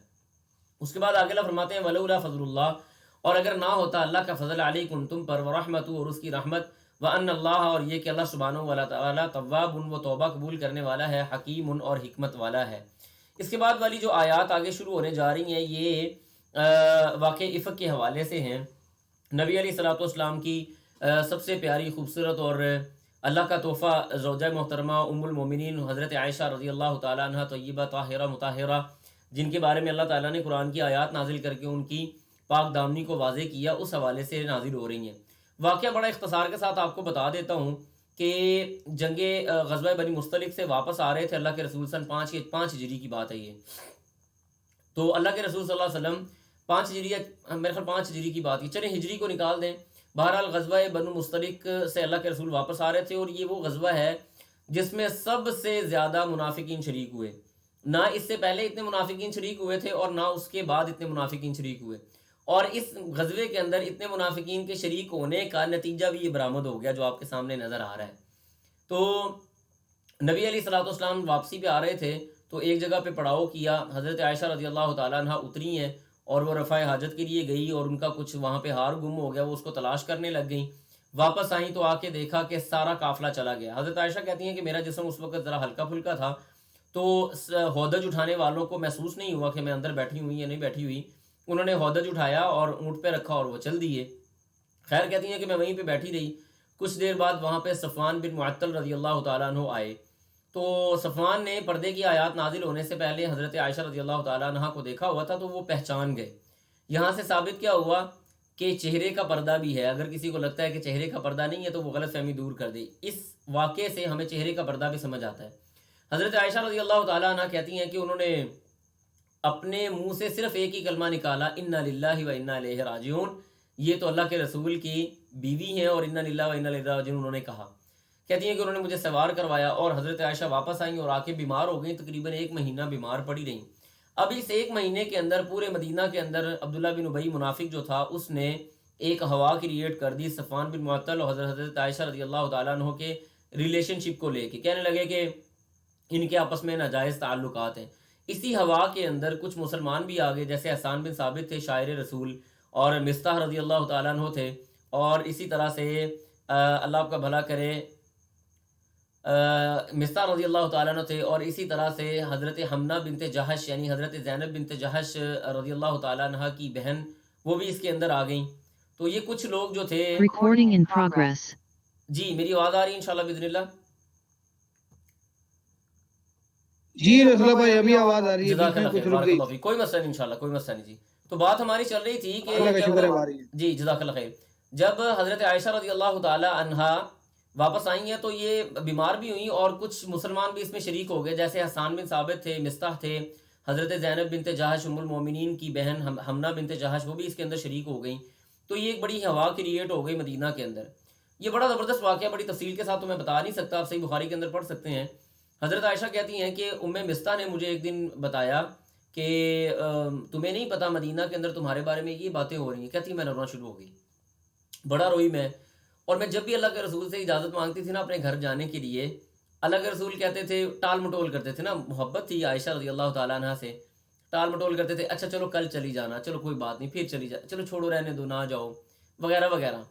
تو اللہ کہتے ہیں، نبی صاحب حضرت عائشہ کہتی ہیں کہ اس مرتبہ جب میں نے اللہ کے رسول سے اجازت مانگی کہ میں اپنے باپ کے گھر چلی جاؤں، تو اللہ کے رسول نے 1 منٹ میں کہہ دیا جاؤ چلی جاؤ. یہ بات مجھے بڑی تکلیف دی کہ مجھے روکا ہی نہیں انہوں نے. کہتی میں اپنے باپ کے گھر آ گئی. نبی علیہ السلام، ایون میرا باپ مجھے یہ کہہ رہا ہے کہ عائشہ اگر تم سے کوئی غلطی ہو گئی ہے تو اللہ کے رسول کو بتا دو. نبی علیہ السلام کہہ رہے ہیں کہ عائشہ انسان بشر ہے، کوئی غلطی ہو جائے تو مجھے بتاؤ. کہتی ہیں کہ میں اتنا روئی، جب میں نے یہ باتیں سنی تو میں نے رونا بند کر دیا، یعنی میرے آنسو خشک ہو گئے. اب معاملہ اللہ کی طرف چلا گیا. تو اللہ سبحانہ و تعالیٰ نے یہ آیات نازل کی اور حضرت عائشہ رضی اللہ تعالیٰ عنہ کو اللہ تعالیٰ نے بری ذمہ قرار دیا. اور اللہ کے رسول صلی اللہ علیہ وسلم بڑے خوشی کے ساتھ حضرت عائشہ رضی اللہ تعالیٰ عنہ کے پاس آئے اور یہ خوشخبری دی. اور یہاں پہ ایک بڑی مزے کی بات میں آپ کو بتاؤں کہ حضرت عائشہ کہتی ہیں کہ اللہ کے رسول جب خوشی کے ساتھ آئے نا مجھے یہ اطلاع دینے کے لیے، تو ابوبکر صدیق رضی اللہ تعالیٰ عنہ یعنی میرے باپ مجھے کہتے ہیں عائشہ اٹھو اللہ کے رسول کا شکریہ ادا کرو. باپ ہوتا ہے نا، وہ داماد آیا ہے گھر میں، بیٹی کو کہا چلو اللہ کے رسول کا شکریہ ادا کرو. کہتی ہیں میں نے کہا کہ میں نہیں اللہ کے رسول کا شکریہ ادا کروں گی، میں اللہ کا شکریہ ادا کروں گی جس نے میری طہارت کے بارے میں باتیں کی اور جس نے مجھے بری ذمہ قرار دیا. تو یہ ایک نخرہ ہوتا ہے تھوڑا سا پیار والا اور محبت والا، جہاں پہ محبت ہوتی ہے. بڑا مزے کا قصہ ہے، بڑا تکلیف دہ بھی ہے، بڑا پریشانی والا بھی ہے. اگر آپ اس کو پڑھیں گے تو انشاءاللہ اس کے اندر آپ کو بہت سارے اسباق ملتے ہیں. اب ہم اختصار کے ساتھ اس کا ترجمہ پڑھ لیتے ہیں. اللہ کہتے ہیں ان الذین، بے شک وہ لوگ، جاؤ جو لائے، بالافک کی ایک تہمت کے ساتھ، یعنی ایک تہمت لے کے آئے، عصبۃ ایک بڑی جماعت تھی، منکم تم میں سے، یہ تم میں سے ایک بڑی جماعت تھی جو ایک تہمت کے ساتھ آئی تھی. لا تحسبوہ، تم ان کو گمان نہ کرو، شررن کہ وہ برے ہیں، لکم تمہارے لیے، بلکہ ہوا وہ خیرن بہتر ہے، لکم تمہارے لیے، یعنی اللہ کے ہر کام کے اندر ایک بہتری اور ایک خیر ہوتی ہے. لکل امرئ، ہر ایک آدمی، منہم ان میں سے، مکتسب جو اس نے عمل کیا، من الاسم گناہ سے، وہ اٹھانے والا ہے. یعنی جس بندے نے جتنا گناہ کیا، جتنی باتیں کی ہیں، وہ اسی کو اتنے گناہ کو اٹھانے والا ہے. والذی، اور وہ، تولا جس نے اٹھایا، کبرہ اس کا بڑا حصہ، منہم ان میں سے، لہو اس کے لیے ہے، عذاب عظیم بڑا عذاب. یہ عبداللہ بن ابی کے بارے میں، رئیس المنافقین جو تھا نا، اس کے بارے میں یہ ٹکڑا نازل ہوا ہے کہ اس نے اس تہمت کا، اس پروپیگنڈے کا سب سے بڑا کام اس نے کیا تھا. پورے مدینہ کے اندر مشہوری، لوگوں کی زبانوں پہ عام کر دیا، لوگوں کے سامنے جا کے باتیں کی. تو اللہ کہتے ہیں کہ جس انسان نے اس معاملے کا سب سے بڑا حصہ اٹھایا ہے اس کے لیے بڑا عذاب ہے. اور آپ کو مزے کی بات بتاؤں، مسلمان جو تھے نا، تینوں مسلمان، ان تینوں مسلمانوں کو حد قذف لگی تھی، 80 کوڑے لگے تھے، لیکن عبداللہ بن ابی کو کوڑے نہیں لگائے گئے. اس کا معاملہ اللہ کی سپرد کر دیا گیا. اللہ کہتے ہیں لولا، اور مزے کی بات بتاؤں کہ یہ کوڑے لگنے کے بعد حسان بن ثابت رضی اللہ تعالیٰ عنہ نے نبی حضرت عائشہ رضی اللہ تعالیٰ عنہ کی شان کے اندر ایک قصیدہ لکھا تھا، حسان رضان ما تظن بریبہ. حسان یعنی وہ تو بڑی پاک باز ہے، رضان وہ تو بڑی عفت والی ہے، بڑی وہ مجلس کی زینت ہے، بڑی وہ خوش اخلاق ہے، بڑی وہ دیندار اور عفت والی اور پاکیزہ ہے. اور میری بڑی بیٹی کا نام بھی رضان ہے. میں نے یہ رضان لفظ یہیں سے حضرت عائشہ رضی اللہ تعالیٰ عنہ کی صفت سے اٹھا کے اپنی بیٹی کا نام رکھا تھا. تو اللہ کہتے ہیں لولا، کیوں نہیں، اذ جب، سمعتموہ تم نے سنا اس کو، ظنن تو گمان کیا، المؤمنون والمؤمنات اور مومن مردوں اور مومن عورتوں نے، بانفسہم اپنے اندر، خیرن بہتر. یعنی جب ایسے کیوں نہیں ہوا کہ جب تم نے یہ باتیں سنی تو مومن مردوں اور عورتوں کو چاہیے تھا کہ وہ اس کے بارے میں اچھا گمان کرتے. وقالوا، اور وہ کہتے، ھذا یہ افک مبین، بہت بڑی تہمت ہے، بڑی واضح تہمت ہے. چاہیے تو یہ تھا کہ یہ باتیں سننے کے بعد مومنوں کو اچھا گمان کرنا چاہیے، لیکن دیکھیں ان بعض الظن اسم، بعض اوقات انسان برے گمان کے اندر آ جاتا ہے. اس کے بعد آگے اللہ فرماتے ہیں لولا، کیوں نہیں، جاؤ جب وہ آئے، علیہ، لولا کیوں نہیں، جاؤ وہ لائے، علیہ اس بات پر، باربعۃ شہداء 4 گواہ. فاذ لم یاتوا، پس اگر وہ نہ لائے، بالشہداء گواہوں کے ساتھ، یعنی وہ گواہ اگر نہیں لے کے آتے، فَأُولَٰئِكَ تو وہ ہیں عند اللہ اللہ کے پاس ہم الکاذبون جو جھوٹ بولنے والے ہیں.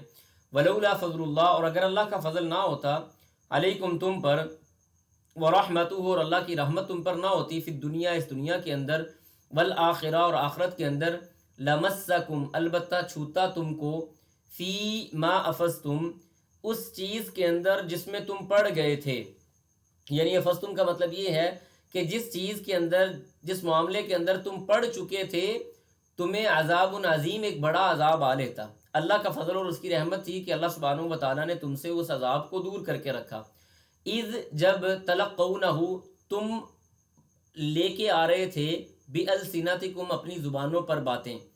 تلقونہ کا مطلب یعنی القاء سے ہے نا بات نکالنا. جب تم اپنی زبان سے باتیں نکال رہے تھے وَتَقُولُونَ اور تم کہہ رہے تھے بِأَفْوَاهِكُمْ اپنے منہوں سے ایسی بات ما جو لیسا نہیں ہے لکم تمہارے پاس بھی اس کا علم کو علم. تم اپنے منہوں سے اور اپنی زبانوں سے ایسی باتیں کر رہے تھے جس کا علم تمہارے پاس نہیں تھا. وَتَحْسَبُونَهُ اور تم یہ گمان کر کے بیٹھے ہوئے تھے ہَيِّنًا کہ وہ بڑا ہلکا معاملہ ہے. یہ ہلکا معاملہ نہیں تھا ام المومنین کے اوپر تہمت لگانے کا. یہ چھوٹی بات نہیں تھی. تم تو اس کو بڑی ہلکی بات سمجھ کے اپنی زبان پہ اور اپنے منہوں سے ادا کر رہے تھے. وَهُوَ عِندَ اللَّهِ عَظِيمٌ وہ اللہ کے ہاں بہت بڑی بات تھی. وَلَوْلَا اور کیوں نہیں اذ جب سمعتموہ تم نے سنا اس کو قلتم تو تم نے کہا ما یکون نہیں ہے یہ لنا ہمارے لیے ان نتکلم بہذا کہ ہم اس حوالے سے بات کریں. یعنی ہونا تو یہ چاہیے تھا کہ اگر تمہارے پاس کوئی بات آتی تو تم یہ کہتے کہ ہمیں ایسی باتیں نہیں کرنی چاہیے, ہمیں یہ باتیں زیب نہیں دیتی. سبحانک اور تمہیں یہ کہنا چاہیے تھا سبحانک تو پاک ہے, ھذا یہ بہتان عظیم بہت بڑا بہتان ہے, یہ تو بہت بڑا بہتان ہے. یعظکم اللہ اللہ تم کو نصیحت کرتا ہے ان تعودوا کہ تم لوٹو لمثلہ اس کی مثل کسی چیز میں ابداً کبھی بھی. یعنی اللہ تعالیٰ تمہیں نصیحت یہ کر رہا ہے کہ تم نے آئندہ کے بعد ایسی کسی بھی برائی کے اندر داخل نہیں ہونا. ان کنتم مؤمنین اگر تم مومن ہو. وَيُبَيِّنُ اللہ اور بیان کرتا ہے اللہ تعالیٰ لکم تمہارے لیے الآیات آیتیں. واللہ اور اللہ تعالیٰ علیم وہ جاننے والا ہے حکیم حکمت والا ہے. یقین کریں اس واقعہ افق کے اندر اللہ سبحانہ و تعالیٰ نے بڑی ساری باتیں رکھی ہوئی ہیں, بڑی باتیں, اور یہ بڑا زبردست واقعہ اگر کوئی بندہ اس کو پڑھنا چاہے. صحیح بخاری کے اندر یہ پورا واقعہ تفصیل کے ساتھ موجود ہے اور میں آپ سے گزارش بھی کروں گا کہ آپ اس واقعے کو ضرور بضرور پڑھیے گا. اللہ سبحانہ و تعالیٰ ہمارے سارے نیک اعمال کو قبول و منظور فرمائے اور اللہ تعالیٰ ہمیں معاشرے کے اندر ایسی برائیوں سے اپنے آپ کو روکنے کی توفیق عطا فرمائے. سبحانک اللہم و بحمدک اشہد ان لا الہ الا انت استغفرک و اتوب الیک. یاد دہانی میں آپ لوگوں کو کروا دوں کہ کل انشاءاللہ باذن اللہ ہماری اگلی کلاس ہوگی. اگلا جو پورشن ہے انشاءاللہ باذن اللہ ہم مکمل کریں گے. السلام علیکم ورحمۃ اللہ وبرکاتہ.